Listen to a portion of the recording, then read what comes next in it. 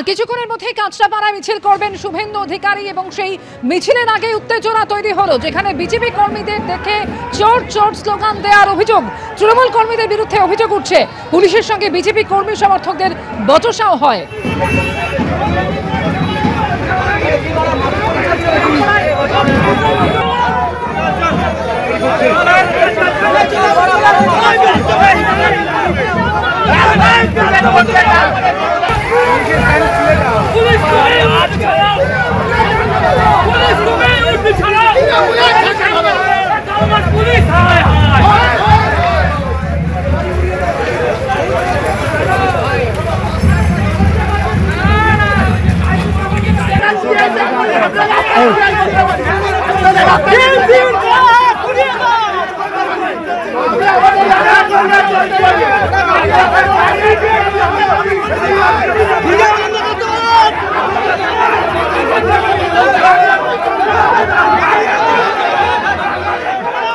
এর আগেই আমরা দেখেছি আজকে যখন সিঙ্গুরে যাচ্ছিলেন শুভেন্দু অধিকারী এবং ডানকুনিতে যখন তার কনভয় পৌঁছয়, তখনই শুভেন্দু অধিকারীকে কালো পতাকা দেখিয়ে জয় এবং বাংলা স্লোগান দেওয়া হয়। শুভেন্দু অধিকারীর কনভয় লক্ষ্য করে চোর চোর স্লোগান ওঠে।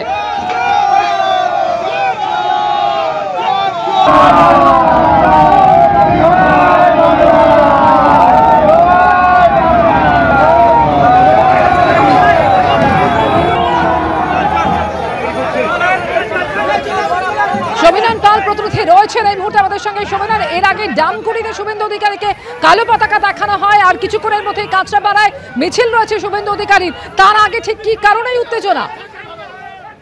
অমৃতা, ডানকুনিতে যেমন কালো পতাকা দেখানো হয়েছে রাজ্যের বিরোধী দলনেতাকে, ঠিক আসার আগে অর্থাৎ রাজ্যের বিরোধী দলনেতার এখানে তিরঙ্গা যাত্রা করার কথা কাঁচরাপাড়া থানা মোড় থেকে কলেজ মোড় পর্যন্ত।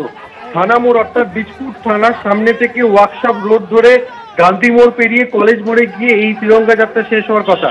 ইতিমধ্যেই প্রাক্তন সাংসদ বিজেপি নেতা অর্জুন সিং এসে পৌঁছেছেন। যেটা দেখা যায় যে থানার মোড়ের কাছে আচমকাই তৃণমূলের পক্ষ থেকে চোর স্লোগান দেওয়া হয়। এই তখনই মিছিলে আসা জমায়েত হওয়া বিজেপি সমর্থকরা তাদের উপর ধেয়ে যায়। দুপক্ষের সংঘর্ষ দেখাতে বীজপুর থানার পুলিশ এবং আশপাশে যে সমস্ত জেতিয়া থানা, সিদ্ধার্থপুর থানার পুলিশ আধিকারিকরা ছুটে যায়।